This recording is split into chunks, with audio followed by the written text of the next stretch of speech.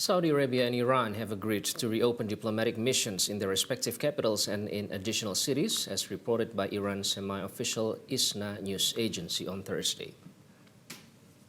The agency said the agreement was reached during a meeting of the foreign ministers of Iran and Saudi Arabia in Beijing.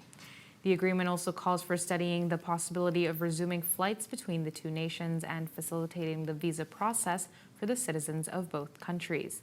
The major diplomatic breakthrough lowers the chance of armed conflict between the Mid-East rivals, both directly and in proxy conflicts around the region. It also represents a major diplomatic victory for the Chinese as Gulf Arab states perceive the United States slowly withdrawing from the wider Middle East.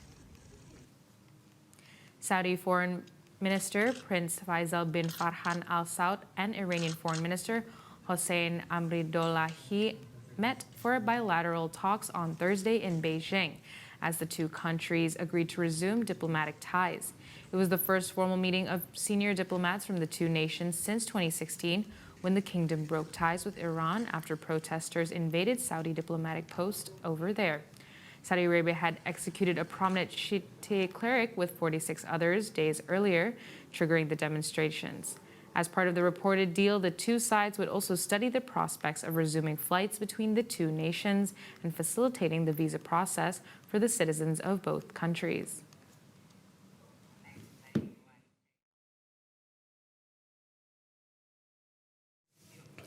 Taiwan's Mainland Affairs Council, MAC, on Thursday accused China of interfering in Taiwanese President Tsai Ing-wen's transits in the U.S. as part of her official visits to Guatemala and Belize. MAC Deputy Minister Jan Ji-horng said that Beijing had no right to object to Tsai's meetings, which included talks with U.S. House Speaker Kevin McCarthy in California on Wednesday.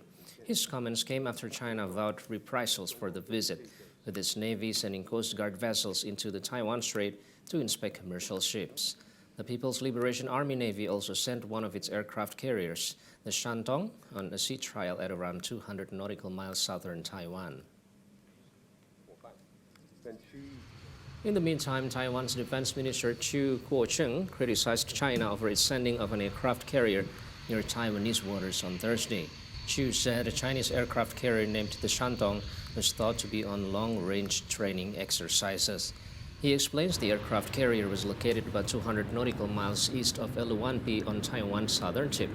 China vowed reprisals against Taiwan on Thursday after the island's President Tsai Ing-wen met U.S. House Speaker Kevin McCarthy the previous day, saying that the U.S. was on a wrong and dangerous road.